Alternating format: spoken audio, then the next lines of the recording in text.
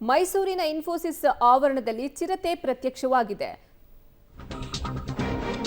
ಇನ್ಫೋಸಿಸ್ ಕ್ಯಾಂಪಸ್ನಲ್ಲಿ ಮತ್ತೆ ಚಿರತೆ ಪ್ರತ್ಯಕ್ಷವಾಗಿದೆ. ಚಿರತೆ ರಸ್ತೆ ದಾಟುತ್ತಿರುವ ದೃಶ್ಯ ಸಿಸಿಟಿವಿಯಲ್ಲಿ ಸೆರೆಯಾಗಿದೆ. ಇನ್ನು 6 ದಿನಗಳಿಂದ ಚಿರತೆ ಸೆರೆಗೆ ಅರಣ್ಯ ಇಲಾಖೆ ಕಾರ್ಯಾಚರಣೆಯನ್ನ ಕೈಗೊಂಡಿದೆ. ಅರಣ್ಯ ಇಲಾಖೆಯ ಬೋನ್ಗೆ ಚಿರತೆ ಇನ್ನೂ ಬಿದ್ದಿಲ್ಲ. ಸದ್ಯ ಇನ್ಫೋಸಿಸ್ ಆವರಣದಲ್ಲಿ ಕ್ಯಾಂಪಸ್ನಲ್ಲಿ ಚಿರತೆ ಮತ್ತೆ ಪ್ರತ್ಯಕ್ಷವಾಗಿದೆ.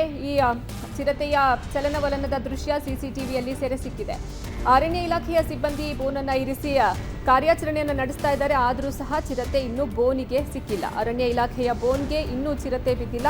ಮೈಸೂರಿನಲ್ಲಿರುವಂತಹ ಇನ್ಫೋಸಿಸ್ ಕ್ಯಾಂಪಸ್ನಲ್ಲಿ ಇದು ಚಿರತೆ ಪ್ರತ್ಯಕ್ಷ ಆಗಿರೋದು.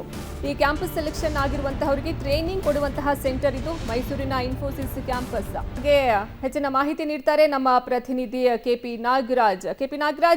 ಎಷ್ಟೊತ್ತಿಗೆ ಈ ಚಿರತೆ ಮತ್ತೆ ಕಾಣಿಸ್ಕೊಂಡಿರೋದು, ಅಂದ್ರೆ ಇದು ಎಷ್ಟನೇ ಸಲ ಇದು ಕಾಣಿಸ್ಕೊಳ್ತಿರೋದು, ಯಾವ ರೀತಿ ಕಾರ್ಯಾಚರಣೆ ನಡೆಸ್ತಿದ್ದಾರೆ ಚಿರತೆಯನ್ನ ಬೋನಿಗೆ ಬೀಳ್ಸೋ ನಿಟ್ಟಿನಲ್ಲಿ?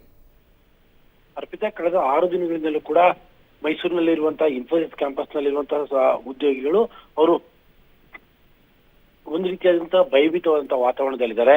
ಯಾಕಂದ್ರೆ ಅವರು ವರ್ಕ್ ಫ್ರಮ್ ಹೋಮ್ ಅಲ್ಲಿ ಇರುವಂತದ್ದು. ಕಾರಣ ಏನು ಅಂತ ಅಂದ್ರೆ ಆ ಇಡೀ ಕ್ಯಾಂಪಸ್ ನಲ್ಲಿ ಒಂದು ಚಿರತೆ ಬಹಳ ದೊಡ್ಡ ಮಟ್ಟದ ಕಾಟವನ್ನ ನೀಡ್ತಾ ಇದೆ. ಈಗ ಮತ್ತು ಚಿರತೆಯನ್ನು ಹಿಡಿಯುವಂತ ಸಲುವಾಗಿ ಅರಣ್ಯ ಇಲಾಖೆಯ ಸಿಬ್ಬಂದಿಯವರು ಕ್ಯಾಂಪಸ್ನ ಹಲವು ಭಾಗಗಳಲ್ಲಿ ಬೋನ್ ಅನ್ನು ಇಟ್ಟಿದ್ರು ಕೂಡ ಆ ಬೋನಿಗೆ ಚಿರತೆ ಬಿದ್ದಿಲ್ಲ. ಇವತ್ತು ರಾತ್ರಿ 8:30 9 ಗಂಟೆಯ ಸಂದರ್ಭದಲ್ಲಿ ಈ ಒಂದು ಚಿರತೆ ಕ್ಯಾಂಪಸ್ ನಲ್ಲಿ ಓಡಾಡ್ತಾ ಇರುವಂತಹ ದೃಶ್ಯಾವಳಿಗಳು ಸಿಸಿಟಿವಿಯಲ್ಲಿ ಸೆರೆಯಾಗಿರುವಂತಹದ್ದು.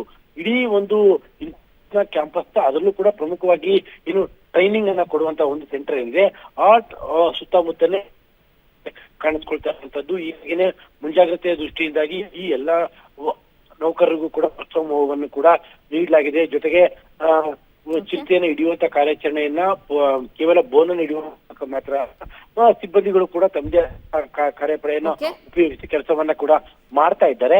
ಆದ್ರೂ ಕೂಡ ಇನ್ನೂ ಕೂಡ ಚಿರತೆ ಬೋನಿಗೆ ಬಿದ್ದಿಲ್ಲ.